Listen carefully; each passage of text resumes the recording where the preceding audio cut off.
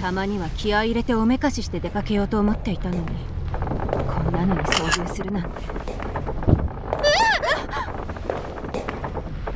ごめんなさい。大丈夫？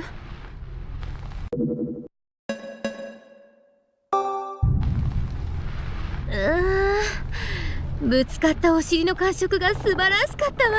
あ、そうなの？ありがとう。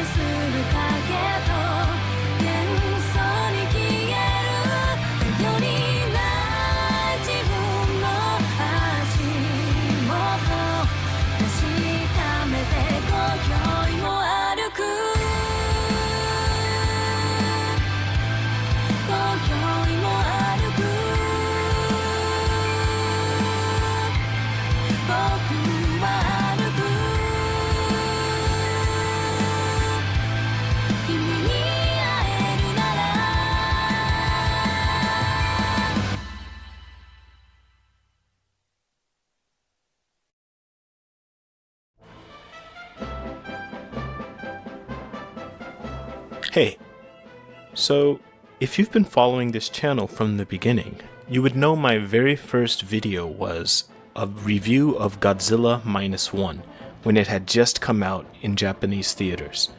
At the very end of the video, I promised I would eventually be playing and making videos about some Godzilla games. Well, here it is, almost 2 years later, but here we are. So, Kyōei Toshi, or The Shrouded City, is not exactly a Godzilla game. It is a game, though, in which Godzilla appears along with multiple other kaiju from multiple other franchises. Throughout the course of the game, you'll come across Godzilla, Mothra, King Ghidorah. You'll see Ultramen, in fact. There's a lot of Ultramen in this game, actually. Patlabor, Neon Genesis Evangelion. You'll even see our boy Gamera. He's got more of a minor appearance than other characters, but he's definitely in this game. So you're probably thinking, what more could one ask for? Everyone's here. It's literally the meme. All of them are here. We got all the guys here.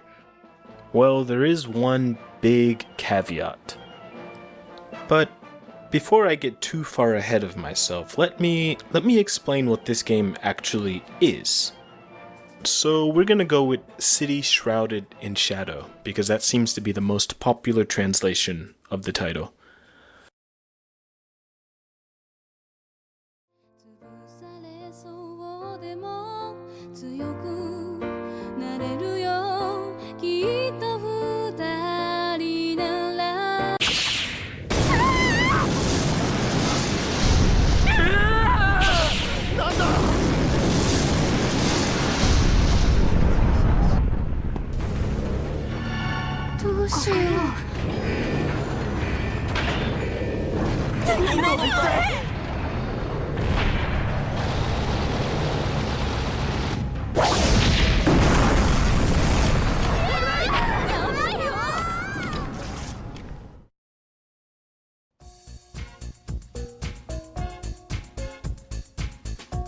So, City Shrouded in Shadow is a game developed by Godzilla and published by Bandai Namco.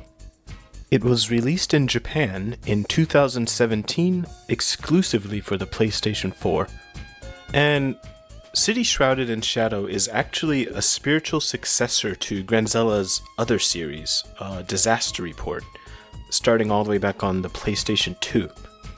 Disaster Report was a series of survival adventure games. Not really survival games in the modern sense, but these are basically just adventure games in which the setting is, they tended to be natural disasters back then. We had earthquakes, I believe there was a tsunami, there might have been a fire, and your objective was usually to go from set piece to set piece, from point A to point B, talking to some wacky characters along the way, maybe doing a couple of side quests, surviving, collecting items, more or less just trying to survive the disaster. And City Shrouded in Shadow is exactly that, except replace your earthquake or your tsunami with Godzilla or Ultraman going wild in the city. Set in the fictional city of Ichi, as a player you get to decide between multiple preset characters. You can be male or female, you can be like a student, college student, or you could be an office employee. You could have cool hair, or you could be a loser. Not too much customization going on up front. You just choose your character and a few minor details. And you'll eventually bump into the other main character, Yuki. And Yuki can kind of be a new friend, even a love interest, but those things are kind of up for you to decide as the player. And the story really does revolve around Yuki much more than it does around your character. And like I mentioned before, this is a survival game, so you're definitely not shooting anything, you're not killing anything, there are no weapons in this game. You're just running, you might roll, you might crawl occasionally. There are a few attempts at stealth as well, unsuccessful, but there are a few attempts. After all, this is not the story of some hero, this is your story. I'm sorry. So, the first thing I noticed when I booted up this game was the tactical roll. When I saw this roll, I knew we were in for a good time. You guys know I love goofy shit, and this roll is everything for me. So the game is divided into 17 different episodes. Each episode kind of has its own setting and its own objectives, its own goals to achieve. But basically, you're going to be in the city trying to escape the destruction. And there actually is not a lot of variety as far as location and mission types. You're in the city, maybe you're on a city block, maybe you're inside of a building, but it doesn't vary too much what you're doing and what you're seeing. What you might not expect is that there are a lot of dialogue choices in this game, a lot of dialogue choices. They mostly don't amount to anything. There are a few exceptions to that, but they mostly don't amount to anything except for the satisfaction of delivering some of these over-the-top, goofy lines. And in a game like this, that's enough. That's enough for me. So, the story basically kicks off with you returning from whatever it is you decided your character was doing previously. When all of this kicks off, the kaiju come, destruction ensues, and ultimately you're meant to bump into Yuki. And then you do ultimately meet her, I think in the first or second mission, and the two of you together then try to escape from the destruction, and you happen to witness a shady deal going on with some Yakuza guys, and that's going to play a big part later on as well. So you're just trying to get out of there.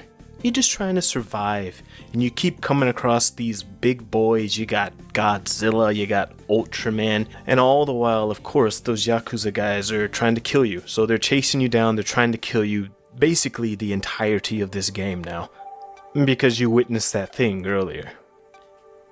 And in the meantime, there's something about Yuki. There's something about that Yuki character. I can't put my finger on it. How do we know her again? There's something about her. There's something off about her. I don't know.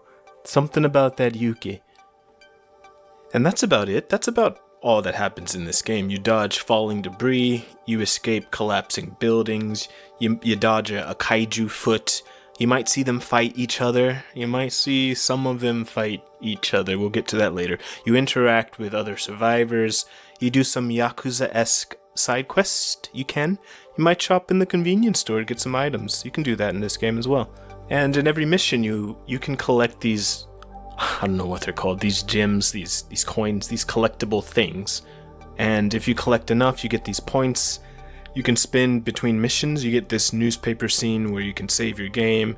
You can kind of get a rundown of exactly what happened around the city in that chapter. And you can buy outfits. And it's pretty nice. They give stat bonuses, HP, stamina, and The outfits also take damage, so there's incentive to keep collecting the points, keep buying new stuff, because after a few good hits, your outfit's going to be looking pretty dusty. You might not care, but I care a little bit. And I thought that was a really cool game system. I do regret spending the points I did spend because I never got to unlock this cool leather suit. Obviously, I could replay the game again, but good luck getting me to do that ever.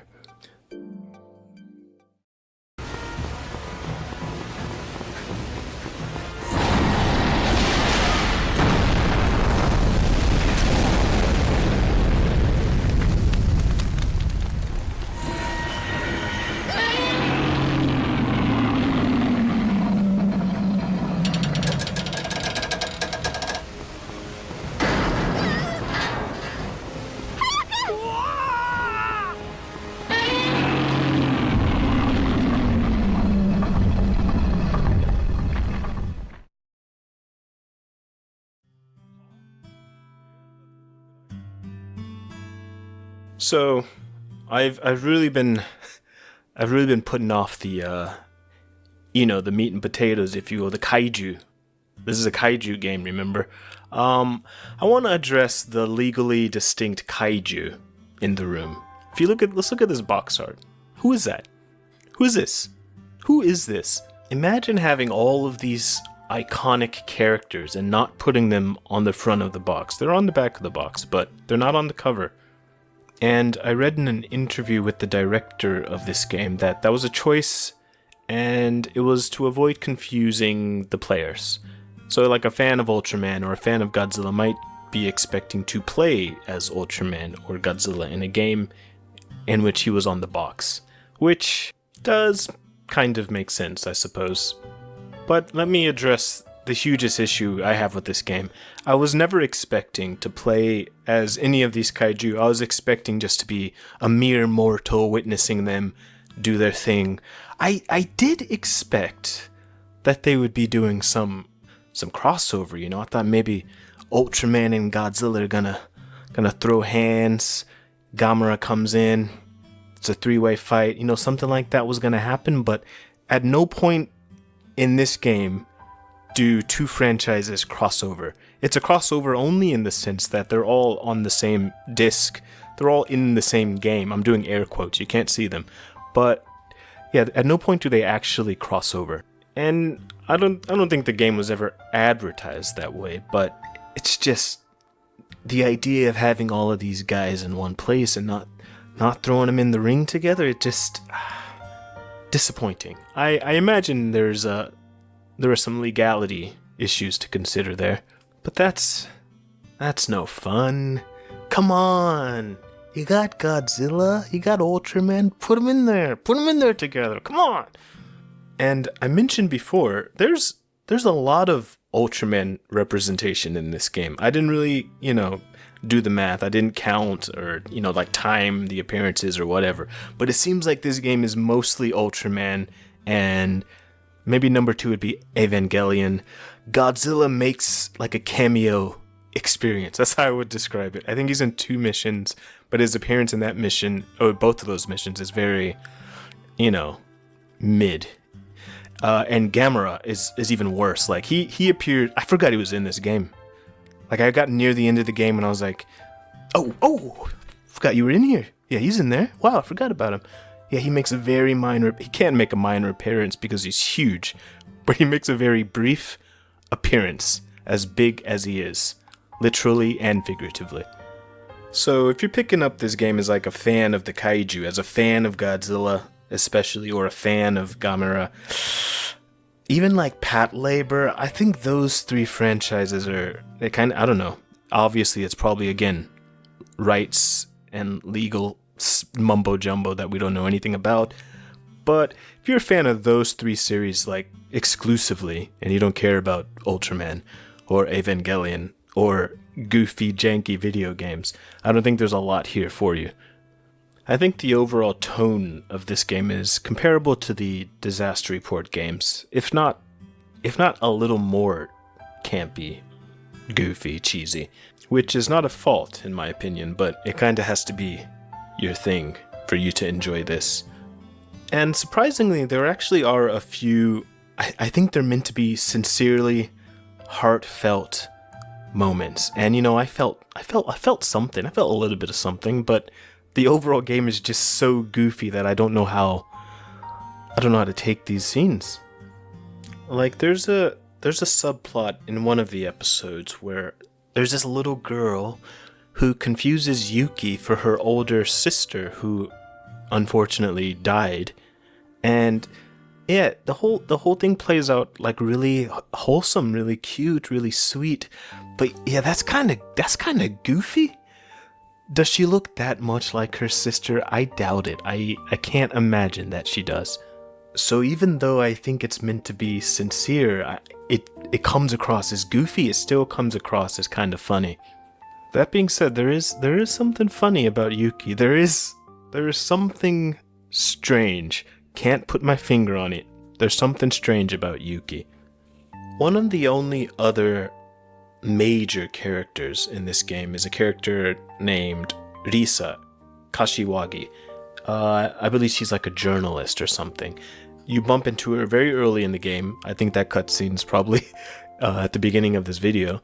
She gives you a phone to use, and basically throughout the game, she'll keep calling you and you'll bump into her on numerous occasions.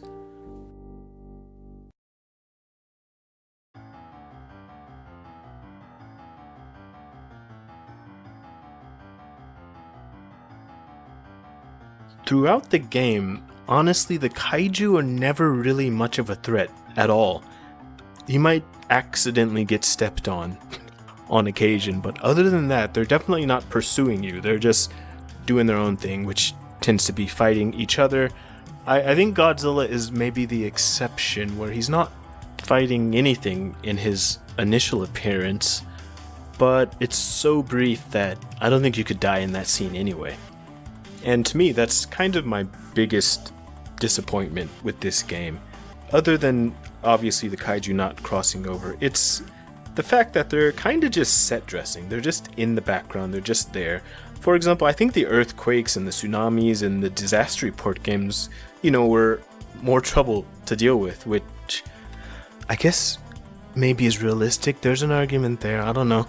But I feel like there's a great idea in there and they just didn't execute it in the way that I would have liked. I'm sure there's fans of this game. I'm a fan of this game. I love this game. It's just, it could have been so much more, and it isn't, which is disappointing. You do have health to manage, you do have stamina, but they give you so many items to replenish those, and so many opportunities, so many save points. I think even in the disaster report games, you had to manage your hunger, you had to manage your water. There were just a few more survival elements that made the game feel like, you were in danger. Whereas I think the intent of this game is kind of just to be like the extra in a Godzilla movie running for your life, which I think is also interesting, but yeah, maybe not executed in the best way. Focus is too much on the Yakuza thing and the Risa situation. Throughout the game, you'll start to notice, and the other characters start to notice as well, that the kaiju seem to appear when you and Yuki are around. Like, it starts to get suspicious, right?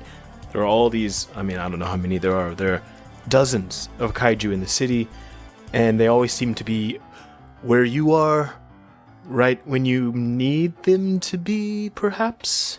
And I'm trying to build the suspense here. I'm trying to drag it out, but the game is pretty heavy-handed. Like, pretty early on, we know something about Yuki is not quite right. There's something about that Yuki that's just not quite right. So I mentioned the scene before where the little girl mistakes Yuki for her older sister. And the reason I mentioned that scene is because at the time I was viewing it, I thought it was meant to be a very, sincere scene. So I was a little disappointed with how goofy the setup would have to be. Like, how goofy would have to be for this girl to believe that this was actually her older sister. But of course, after that point in the game, it gets increasingly more obvious that there's something going on with Yuki. And in the final chapter, right after it's revealed that Risa has been backstabbing you all along, because of course she was, and the phone she gave you was just used to track your location throughout the game. It's finally revealed that Yuki is some kind of cosmic being who took on the appearance of that girl's older sister when she died. I don't know. I wasn't really paying much attention. The Risa twist kind of came out of nowhere, but they really were not subtle when it came to Yuki. I was hoping all along that she was like an alien or, you know, a kaiju herself, and she was gonna grow up, get big, and punch Godzilla in the face or something at the end. It's still never clearly explained what exactly Yuki's powers are, but she's connected to the kaiju. She's connected to this whole event somehow, and ultimately she, I don't know, teleports. She flies into space. She leaves you at the end, and it's very unsatisfying, but also really funny. ありがとう。さようなら。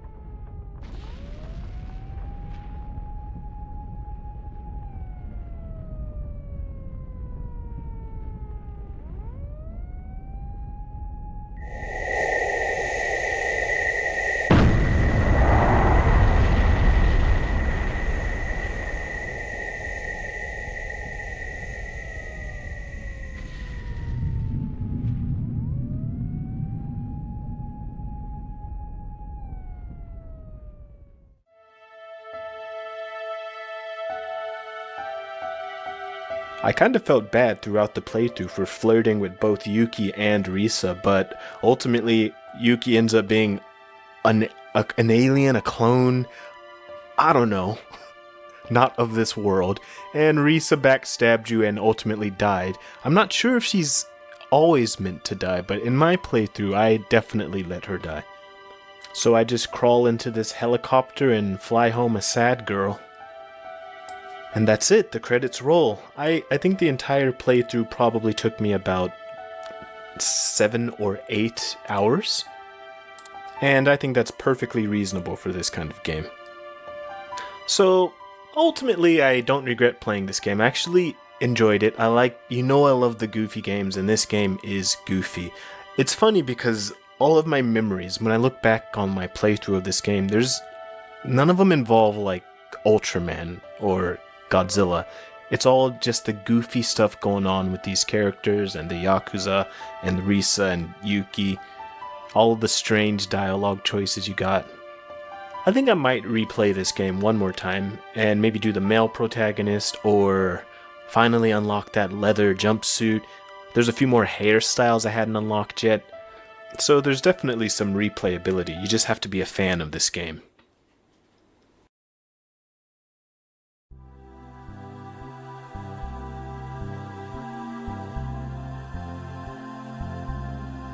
Yeah, I can see why this game never released outside of Japan. The licensing issues would have been a big deal, especially outside of Japan, and ultimately I don't think the game was worth all that trouble, unfortunately. But if this game seems at all interesting to you, I would say you probably should play it. It's relatively inexpensive now. If it seems interesting because of the gameplay, then honestly, I would recommend playing the Disaster Report games. Disaster Report 4, in fact, is actually, it's objectively a better game. You gotta really love looking at Ultraman's feet to choose this game over that one. Anyway, thanks for sticking around to the end. I really wanted to play this game for a long time. I'm surprised it took me this long to play it. I'm glad I did, and I'm just a little disappointed in what it ended up being. But if you like the video and you want to see more videos like this one, don't be afraid to hit the like button, maybe click subscribe. There's a Discord you can join actually. There's like 5 people in there. Join the chat, and thank you for watching. Bye.